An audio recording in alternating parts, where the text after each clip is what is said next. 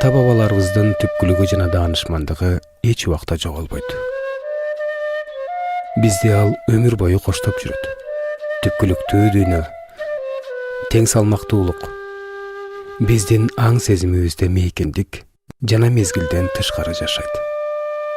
Анда толгон сырлар, көз жетпеген мүмкүнчүлүктөр бар.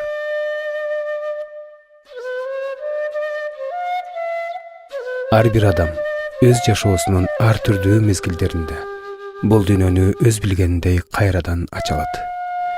Биздин арабызда дайыма байыркы ата-бабалардын ыйык дүйнөсү жана улуу чындык менен бекем байланышка көмөк көрсөтүп келишкен адамдар болгон.